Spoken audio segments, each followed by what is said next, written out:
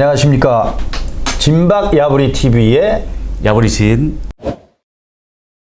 야부리 박입니다.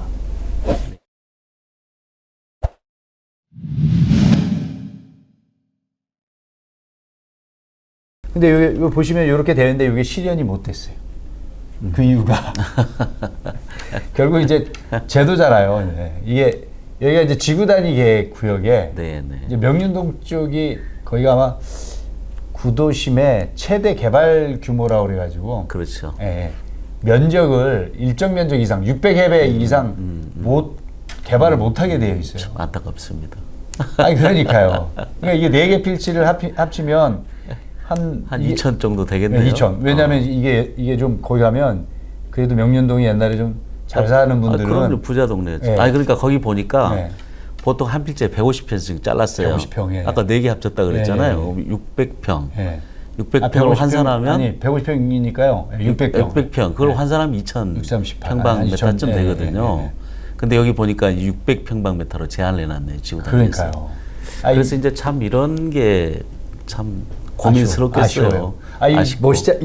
멋있다기보다 이렇게 아기자기하고 요 동네에 하나의 어떤 교류의 장소가 될 수 있는 거예요. 아니 제가 이제 그 서울시에 있을 때 맨 처음에 이제 제가 한번 이걸 구상해서 이제 법 제도화 시켰는데, 제가 다가구 다세대의 그 저층 주거 단지를 쳐다보고 있으면 참 답이 잘 안 나와요. 야, 이걸 어떡하나.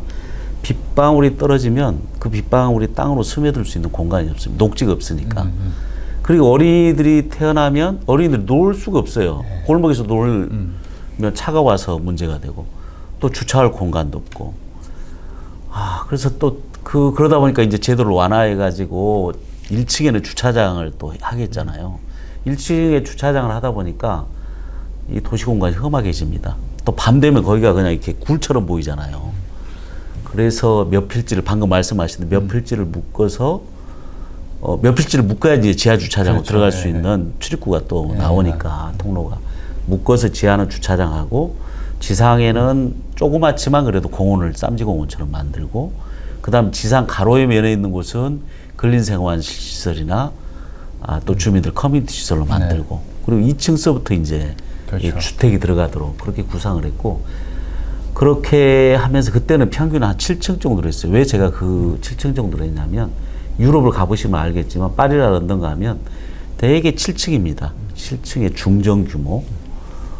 중정으로 해서 가운데 마당이 있고 그걸 가로로 둘러싸여 가지고 저층에는 상가나 카페 이런 게 있고, 이제 2층부터 주거가 시작이 되는. 그래서 보통 되면 한 21m 내외예요. 예전에는 이제 중세 때 이제 만들어진 도시들이니까 엘리베이터도 없이 그냥 오르락내리락 할 수 있는 그 규모로 이제 시작을 했고, 그걸 시뮬레이션 돌려봤더니 어느 정도 경제성이 좀 나오는 것 같아서 시작을 했는데, 막상 해보니까 이게 이제 수익성이 애매한 데가 많아가지고 활성화가 안 되더라고요. 그래서 그 이후로 층수도 좀 높이고 여러 가지 제도를 좀 완화를 하고 면적도 좀 키웠죠. 그러니까 우리가 재개발 재건축 기준이 10,000평방미터 이상이거든요. 그 이하로. 그래서 규모도 한 3,000 정도 부지를 이렇게 이제 출발을 했는데, 아까 말씀하신 대로 이제 직접 현장에 적용을 해보니까 다양한 어떤 그 고민거리가 생기잖아요. 이 명륜동 하면은 이제 아마 서울시 차원에서는 북촌 못지않게 옛날 도시 조직들을 좀 갖고 가보자 하는 건데, 우리 박 회장님이 그 시뮬레이션에서 설계해 놓은 거 보니까 또 나름대로 의미가 있어요. 한 4개 필지 묶어서 2,000평방미터로 하고, 1층에는 이제 커뮤니티 어떤 넣고, 커뮤니티나 카페나 뭐 이런 거 넣어서 가로를 좀 활성화시키고, 지하에 주차장 집어넣고, 그다음에 2층서부터 해서 보니까 5층 정도 하셨더라고요. 그러니까 설계를. 5층에서 아쉬운 게 이제 여기가 7층 이하 지역이거든요. 이 층수는 또 늘릴 수도 있어요. 그렇죠. 늘릴 수는 있는데 문제가 최대 개발 규모. 그래서 그 정도 5층에서 7층 정도로 나름대로 명륜동에 또 그러한 명품 건축이 들어오면 나름대로 의미가 있을 건데, 현재로서는 그 명륜동의 그 지역을 가꾸고자 하는 지구단위 어떤 철학하고 좀 상충이 돼서 상당히 좀 고민스럽습니다. 그러니까요. 그래서 결국은 모아주택이 이제 이런 제약 때문에 못 가는 겁니다. 그래서 지금 네. 현재 서울시에서 발표한 것 보니까 현재 100곳 정도가 지정이 돼 있어요. 이제 모아 타운으로 가는 거예요. 그러니까 모아타운, 그러니까 그런 걸 여러 개 묶은 게 이제 예, 모아타운이니까 100곳이 지정이 되고 한 3만 채 정도 공급하겠다. 그래서 지금 준공된 것은 아직 없어 없습니다. 보이죠? 예. 제 1호가 지금 번동에 착공식 얼마 전에 했던 것 같은데요. 우리 저 시장님도 아마 참석하셨던 것 같은데. 네.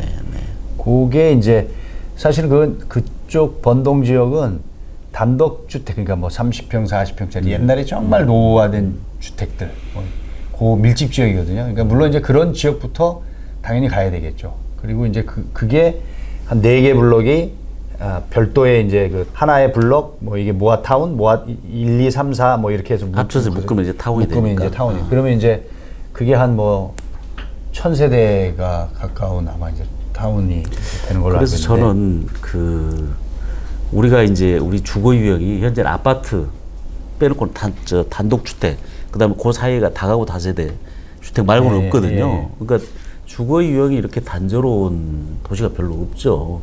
그래서 주거 유형도 굉장히 다양해야 된다. 우리 사회가 다양하듯이. 그래서 모아주택이 꼭 아파트, 그러니까 대규모 재개발, 재건축 아파트하고 경쟁할 필요는 없다는 생각이에요. 사실 그 지역 특성에 맞게 잘 지어지면 서민들에게 주거를 제공할 수 있는 상당히 양호한 주거 환경을 제공할 수 있는 이걸로 이제 성장을 할 수가 있는데, 지금 의혹이 앞서서 100곳을 지정을 하고 3만 채 공급하겠다는 발표를 했습니다만은 현장에서는 또 만만치 않잖아요. 그렇죠. 지금 뭐 착공한 게 하나밖에 없을 정도로. 그래서 이걸 슬기롭게 어떻게 이걸 좀 풀어 나가야 될지 굉장히 큰 과제라는 저희가 생각이 이제 모아타운에 이제 관련돼서 이제 이게 서울시 정책상 이제 일반 이제 기본 비용들을 좀 지원을 좀 해주거든요. 처음에 이것을 검토를 하려면은 뭐 도시계획적인 이제 수립 용역부터 그다음에 이제 설계 뭐 이런 것들이 이제 들어가요. 그러다 보니까 저희가 인발부에서 이제 프로젝트에 관여된 프로젝트가 이제 한 2개 정도 있습니다. 근데 이것도 주민들이 협조가 빠르고 결국은 이걸 잘 끌고 가고자 하는 의지가 좀 있어야 되는데, 이것도 마찬가지로 사람이 여럿이서 모이다 보니 이제 힘들어요. 그래서 서울시에서 이 앞부분에 전문가들을 투입을 해서 아예 주민 사업 설명회를 하고 적극적으로. 그래서 이게 이제 속도가 좀 빠른 거고. 그렇죠. 그리고 이제 서울시도 이런 부분에 대해서 행정상에 좀 불합리하거나 아니면 지원해 줄 게 있으면 이제 빨리 지원하는 거죠. 우리가 그 신속 통합 기획이 이제 그렇죠. 병행하고 있잖아요. 이제 뭐 그러한 요법에 의해서 기법에 의해서 이제 행정 지원 빨리 해주고 앞단에 사업에 대한 전반적인 사전 컨설팅. 예, 그렇죠. 굉장히 이 부분을 중요하죠.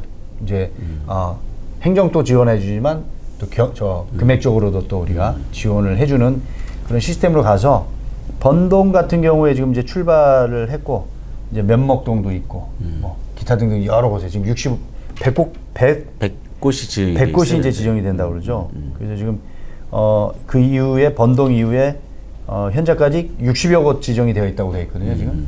그래서 이게 속도가 빨리 되면 아마 주택 공급에 좀 큰 역할을 할 것 같습니다. 그렇죠. 현재는 60곳 지정이 되고 내년까지 한 100곳 지정한다 이런 내용입니다. 아니, 그리고 제가 보니까 이게 사전 컨설팅이 굉장히 중요한 역할인 것 같아요. 왜냐하면 주민들은 사실 먹고 살기 바쁘잖아요. 그래서 우리 지역이 모아타운이 되는 건지, 모아타운의 프로세스가 어떻게 진행되는 건지, 또 이게 진행이 되면 내가 분담금이 얼마에 내야 돼, 이거 전혀 모르는 상태에서 일부 주민이 우리 합시다 그러면 반신반의하거든요. 그렇죠. 거기서 바로 갈등이 생기니까 서울시가 직접 나서서 전문가들하고 같이 사전 컨설팅을 해서 그 큰 틀을 좀 한번 짚어주는 사전에. 그리고 이제 이거 속도가 굉장히 빠른 빨라요. 게, 이거 예. 정비구역이나 정비계획 수립 이게 필요 없잖아요. 그렇죠. 추진도 필요 없고 예. 바로 그냥 이 조합 설립해가지고 사업계획 승인 받으면 관리 처분도 필요 없이 갈 수가 있고, 그래서 굉장히 나름대로 의미 있는 제도다 이렇게 생각을 합니다. 그래서 가장 큰 이제